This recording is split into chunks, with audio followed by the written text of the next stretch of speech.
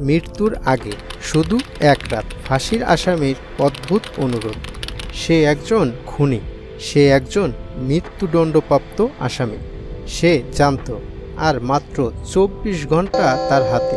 তবুও শেষবারের মতো সে করল এক অনুরোধ, আমি বিয়ে করতে চাই, আর চাই এক রাত আমার স্ত্রীর সঙ্গে কাটাতে।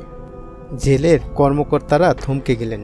দেশ জুড়ে ছড়িয়ে পড়ল বিতর্ক, কিন্তু প্রশ্ন উঠল, এমন অনুরোধ কি পূর্ণযোগ্য?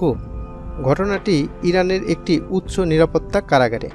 কয়েদির নাম আরশাদ জাবেদি, খুনের দায়ে দোষী, মৃত্যুদণ্ডপ্রাপ্ত আসামি। 7 বছর ধরে সে মৃত্যুর জন্যই অপেক্ষা করছিল, আর মৃত্যুর আগের দিন সে জানালো এমন একটি অনুরোধ, যা শুনে জেলের দেয়ালও যেন স্তব্ধ হয়ে যায়। সে বলল, আমি বিয়ে করতে চাই আমার প্রেমিকাকে, আর আরও এক কথা, এক রাত, কেবল একটা রাত আমার স্ত্রীর সাথে। প্রেমিকা, হ্যাঁ, সেই নারী যিনি 7 বছর ধরে তাকে চিঠি লিখতেন। কারাগারের প্রতিটি চিঠি ছিল ভালোবাসা, ক্ষমা আর প্রতীক্ষা। একটি ভালোবাসা যা শিকলে আটকে থেকেও মরেনি। এই অনুরোধ নিয়ে জেল কর্তৃপক্ষ পড়েন এক দ্বিধায়। একদিকে নিয়ম, অন্যদিকে অপরাধীর মানবতা।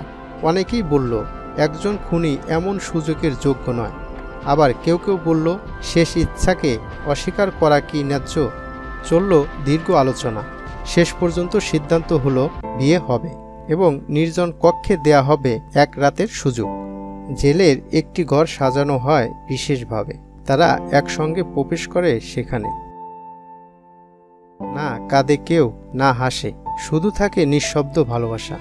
সকালে যখন তারা বের হয়ে আসে, আরশাদের চোখে ছিল শান্তি।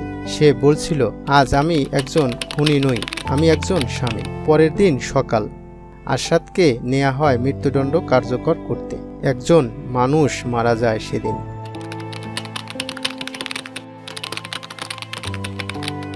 আর সঙ্গে সঙ্গে থেমে যায় একটি প্রেম, একটি অসমাপ্ত গল্প। সেই রাতের স্মৃতি জেলের দেয়ালও মুছতে পারেনি। আপনার মতে এমন একজন খুনি কি ভালোবাসার অধিকার আছে? একটি শেষ ইচ্ছা যা শুধু শরীর নয়, হৃদয়ের আকুতি, তা কি অস্বীকার করা উচিত? কমেন্টে জানিয়ে দিন আপনার মতামত। আর এমন আরও বাস্তব কাহিনী পেতে চ্যানেলটি সাবস্ক্রাইব করুন।